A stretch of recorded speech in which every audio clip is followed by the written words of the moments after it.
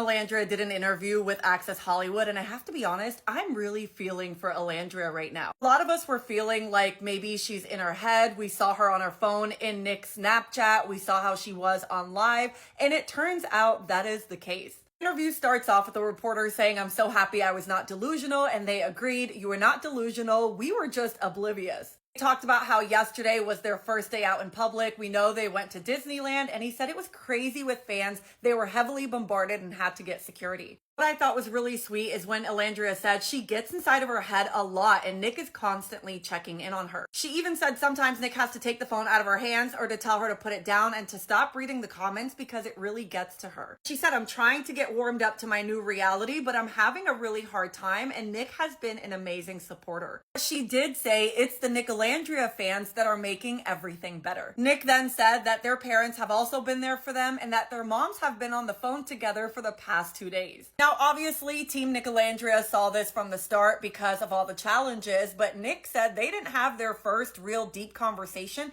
until about 4 weeks in. Olandria was then asked about her love for country men, and she said she just loves how they treat women. Things like opening the door, standing on the right side of the road, also sleeping on the side of the bed closest to the door. She said it's country men that really value things like that, and she doesn't feel like city guys do. While it would be nice to be with a cowboy, they don't actually have to be that. They just have to treat her like a woman. In terms of Nic, she said she loves how caring he is, how he's always there for her.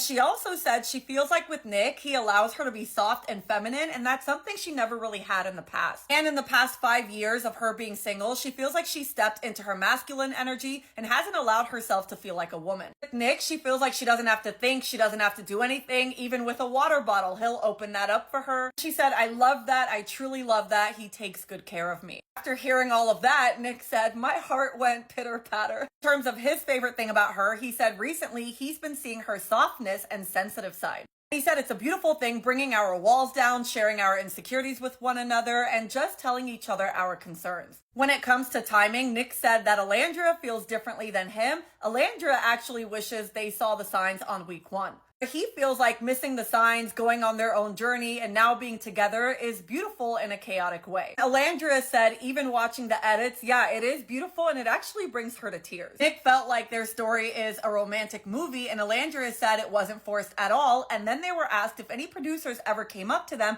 letting them know that they wanted this to happen. Olandria said not at all. Producers did a great job on not letting us know that Nic Olandria was a thing. She even said we didn't even know about the nickname until Parent Day, which of course we all saw.